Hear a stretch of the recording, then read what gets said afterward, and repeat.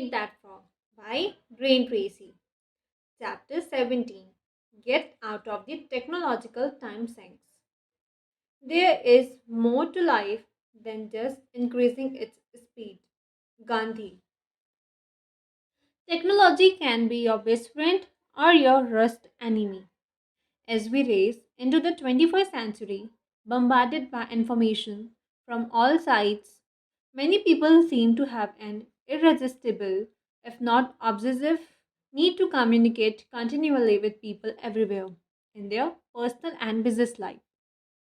This compulsion to communicate instantly, entailing the non-stop use of cell phones, BlackBerry devices, personal digital assistants, and the internet, both wireless and wired, and various contact management systems such as Microsoft Outlook and Maximiers tends to leave people psychologically breathless. We have no time to stop, smell the roses, and collect our thoughts. You have a choice.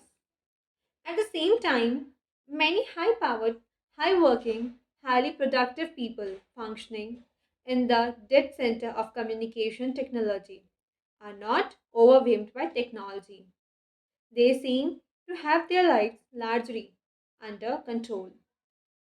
Big gross manager of more than $600 billion in fixed income fund and bonds is famous for exercising regularly and meditating daily to keep centered while using no technology at all. He turns off his phones, leaves his Blackberry in his office, and exercises without the continual interruption of people who have an overwhelming need to stay connected. And he says that he never misses an important message. For you to stay calm, clear headed, and capable of performing all your best, you need to detach on a regular basis from the technology and communication devices that can overwhelm you if you are not careful. Don't become addicted. In Washington, not long ago, I was at a business luncheon with a room full of high level executives. Prior to the beginning of the luncheon, one of the organizers stood up and said a short grace. Everyone bowed their heads. When the grace was over, the luncheon began. However, at my table, 4 or 5 out of the 8 people seemed to have been greatly affected by the prayer. They kept their head down and their hands in their laps. Even when the food was served, they seemed to be lost in deep thought over the profound question of the day. Then I realized that they were not praying at all. They were all intensely focused on their Blackberry devices, sending and receiving emails, working their little keyboard like frantic teenagers playing video games. They were all lost to the world around them, and they messaged back and forth.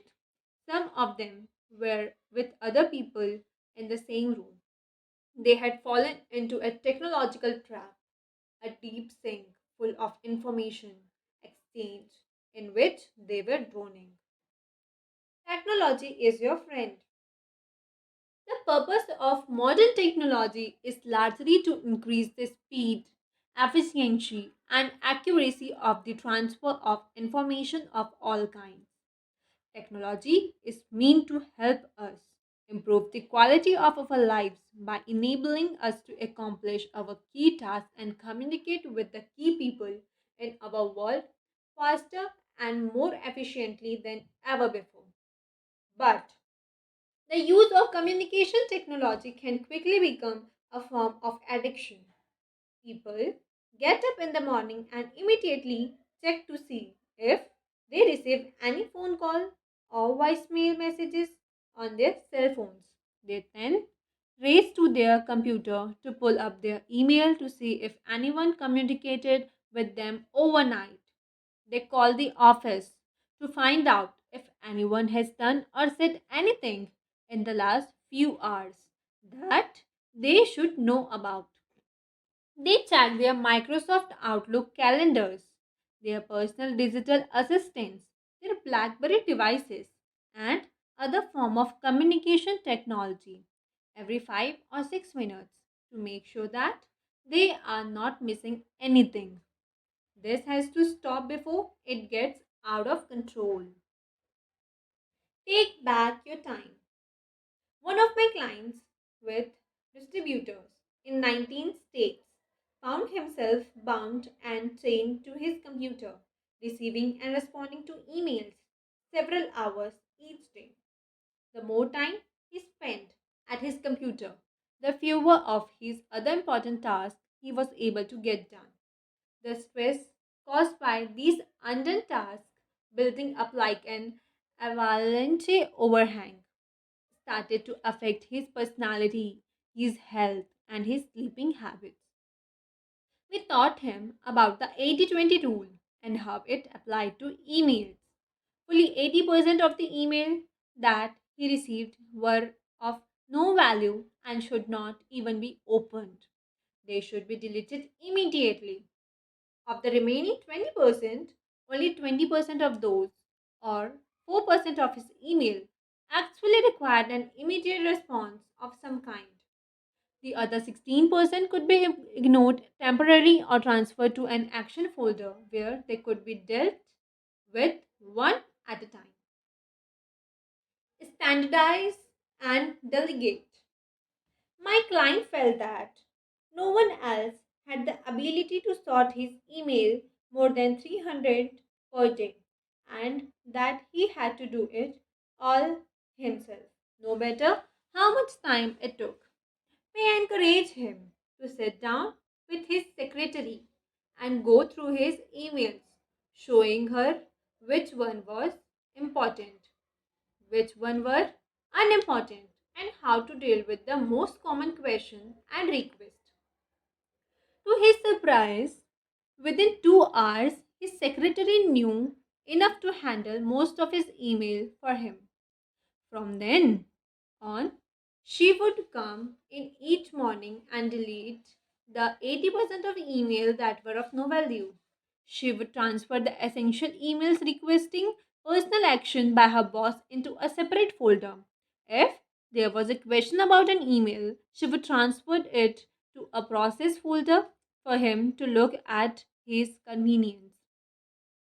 At our next meeting, he told me that he had tracked the result of this exercise and calculated that he was now saving 23 hours per week that he could spend on eating his frogs and completing his most important task. This simple exercise transformed his life, reduced his stress level, improved his health and energy, and made him a much more relaxed and positive person. Here is a question for you. How would your life change if you had an extra 23 hours each week with which to think, work, plan, talk with key coworkers, or even go for a walk with your spouse? Refused to be a slave.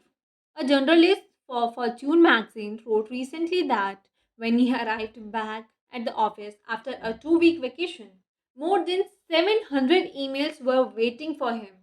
He realized that it would take him a week to get through them all, during which time he would not be able to tackle any of the projects waiting on his desk.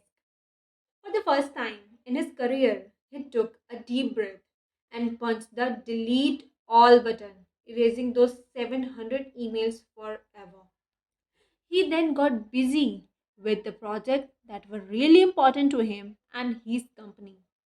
His explanation was simple. I realized that just because somebody sent me an email, it does not mean that they own a piece of my life in terms of my having to reply to them now or ever. In addition, it occurred to me that if the email was really important, the sender would send it again. And that's exactly what happened. A servant, not a master. For you to be able to concentrate on those few things that make the most difference in your business or personal life, you must discipline yourself to treat Technology as a servant, not as a master. Technology is there to help you, not to hinder you. The purpose of technology is to make your life smoother and easier, not to create complexity, confusion, and stress. One of the best tools for dealing with technology is to just leave it off. Resist the urge to start turning on communication devices as soon as you wake up in the morning. Leave the radio off. Leave the television off. Leave your cell phone off. Leave your computer off until you have planned and organized your day. Deliberately create zones of silence in your life where no one and nothing can break through and reach you. Maintain your inner calm by forcing yourself to stop on a regular basis and listen to the silence. Sometimes, to get more done of higher value, you have to stop doing things of lower value. Keep asking yourself, what's important here? What is important for you to accomplish at work? What is important in your personal life? If you could only do one or two of the activities available to you, which one would they be? Continuous contact is not essential. Remember, when you go away for a day, a week, or a month on vacation or on business, and you are out of touch with your communication devices, nothing happens. The world seems to continue revolving whether or not you are in continuous contact with it. Problem gets solved, answers get found, work gets done, and life continues to flow along like old man river. Very few things are so important that they cannot wait. People often ask me at my seminar, but don't you have to keep current with the news by reading newspaper, listening to the radio and watching television? I tell them, if it is really important, someone will tell you. If something important happens at home, at work, in the country, or in the world, someone else can spend hours following the news for you. And he or she will usually tell you on the first possible occasion. Many people discontinue newspaper subscriptions, stop watching broadcast news on television, and refuse to listen to the radio. And surprisingly enough, they remain well informed on most important subjects. Someone always keeps them up to date. You should do the same. Eat that frog first. Resolve today to create zones of silence during your day to day activities. Turn off all communication devices and technology for 1 hour in the morning and 1 hour in the afternoon.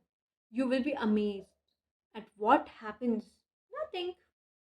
Second, resolve to take one full day off each week during which you do not touch your computer, check your Blackberry, or make any attempt to keep in touch with the world of technology.